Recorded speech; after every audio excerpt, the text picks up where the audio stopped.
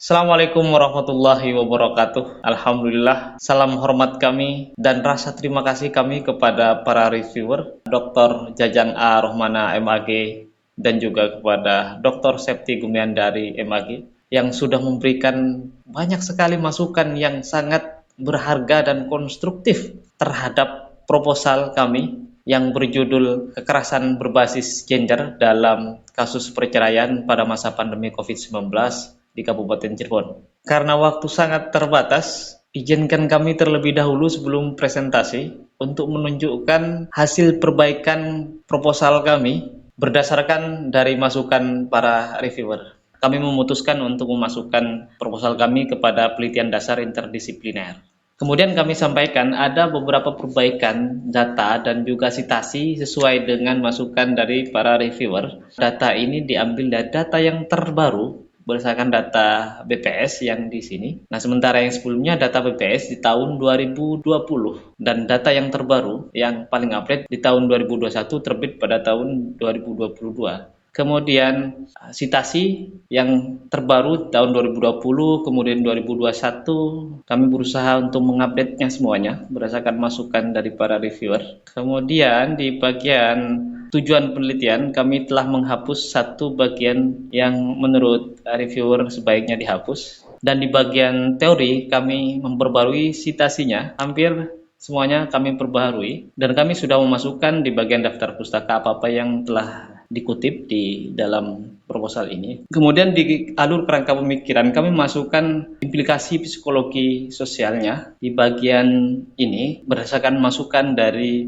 reviewer. Kemudian di bagian metode penelitian kami sudah merevisi, termasuk juga teknik pengumpulan data kami sudah perbaharui. Kami perbaharui sitasinya, perbanyak sitasinya, dan kemudian kami perjelas observasi kepada siapa dan tujuannya apa. Kemudian terakhir adalah validasi data. Kami sudah berusaha untuk memperbaharuinya. Nah, itu hasil perbaikan kami. Insya Allah semua hampir sebagian besar sitasinya adalah yang terbarukan. Kemudian izinkan kami untuk mempresentasikan secara sekilas rencana proposal penelitian kami yang berjudul kekerasan berbasis gender dalam kasus perceraian pada masa pandemi COVID-19 di Kabupaten Cirebon. Penelitian ini dilatar belakangi oleh perhatian kami terhadap tingginya angka perceraian pada masa pandemi COVID-19. Kalau kita melihat data yang terbaru yang terbit pada tahun 2022 yang kami sudah perbaharui di rencana proposal, berdasarkan data BPS secara nasional ada 447,443 pasangan bercerai di tahun 2021. Itu jauh lebih tinggi daripada data sebelumnya di tahun 2020 yang hanya berkisar di 291,677. Dan untuk kasus di tingkat daerah Jawa Barat itu secara nasional kita menempati posisi yang tertinggi dengan angka 98,088. Kemudian di Kabupaten Cirebon sendiri pada saat masa pelonggaran akibat pandemi COVID-19, terdapat 1.000 lebih kasus perceraian yang masuk ke pengadilan agama di Kabupaten Cirebon. Setelah kami menelusuri, terdapat kekerasan berbasis gender berdasarkan data diantaranya melalui Pusat Pelayanan Terpadu Perlindungan Perempuan dan Anak dan juga dari Unit Perlindungan Perempuan dan Anak di Kabupaten Cirebon, itu sekitar 240 kasus kekerasan berbasis gender yang terdaftar, sehingga kami tertarik untuk mengangkat topik ini karena kami punya perhatian terhadap kondisi perempuan dan juga terhadap keharmonisan keluarga. Ada beberapa alasan mengapa penting penelitian ini. Yang pertama, tingginya angka perceraian. Kemudian yang kedua, perceraian berhubungan dengan tingkat kekerasan berbasis gender berdasarkan data-data yang tadi kita sebut. Kemudian yang ketiga adalah kesadaran membangun ketahanan keluarga yang rendah. Karena kami melihat ketika kasus perceraian tinggi, maka kesadaran membangun keluarga berarti rendah. Kemudian tujuan penelitian ini adalah untuk mengkaji atau menguraikan secara mendalam kronologi kekerasan berbasis gender dalam kasus perceraian pada masa pandemi COVID-19 di Kabupaten Cirebon. Kemudian yang kedua adalah untuk menguraikan berbagai implikasi psikologi dan sosialnya yang dialami oleh korban. Kemudian kerangka teori yang kami pakai, kami melihat kekerasan dalam berbagai bentuk. Ada kekerasan yang sifatnya langsung yang kami jelaskan di sini, seperti misalnya pemukulan, menganiaya secara seksual, menyiksa, atau menelantarkan istri atau suami dan seterusnya gitu ya, atau memaki secara langsung, menghina secara langsung. Artinya ada yang langsung secara fisik dan langsung secara verbal. Kami melihatnya kekerasan yang langsung melalui dua model ini. Kemudian berikutnya adalah kekerasan kultural dan kekerasan struktural.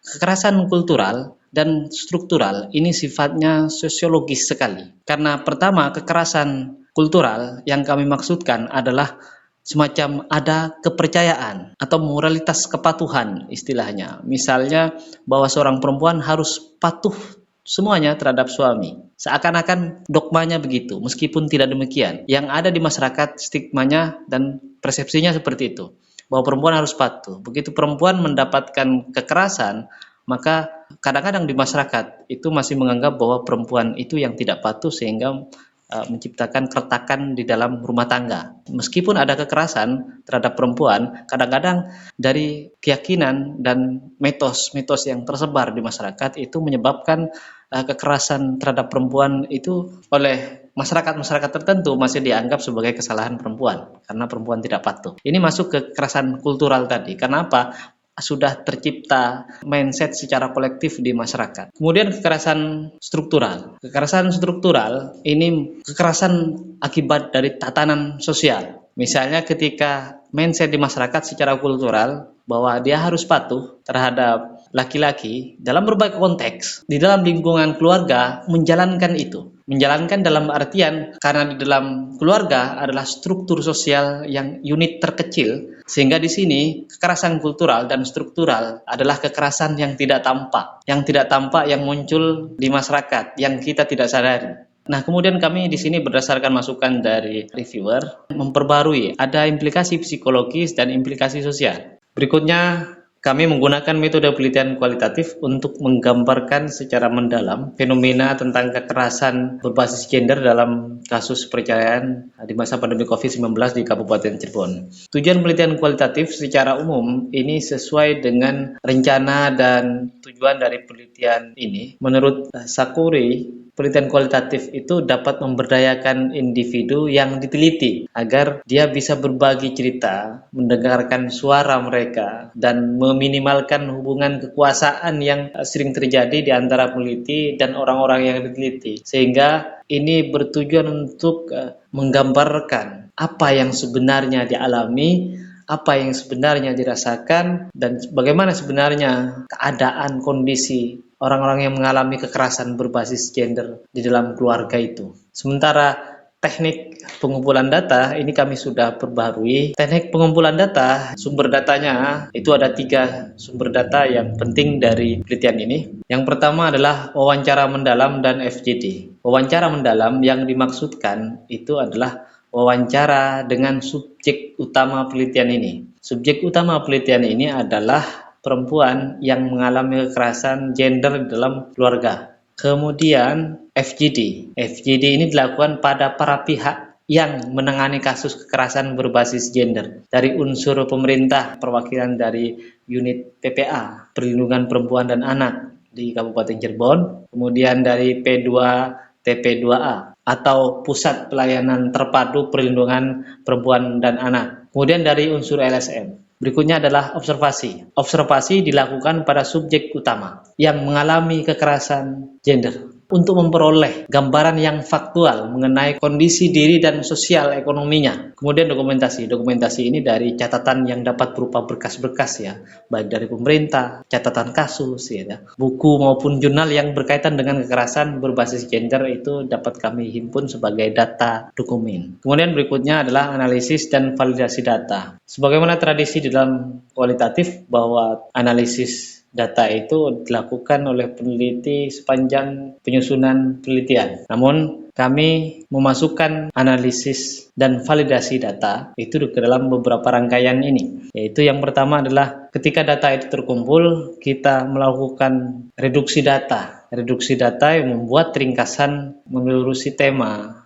dan membuat satuan data yang terkecil sesuai dengan rumusan masalah penelitian. Kemudian penyajian data. Data-data yang tadi sudah kita telusuri temanya, kemudian kita buat narasinya. Berikutnya adalah melakukan verifikasi. baik kepada subjek informan maupun verifikasi dokumen. Hal ini kita lakukan verifikasi terus-menerus terhadap informan, teori, dan terhadap dokumen-dokumen yang lain hingga ditemukan data-data yang valid.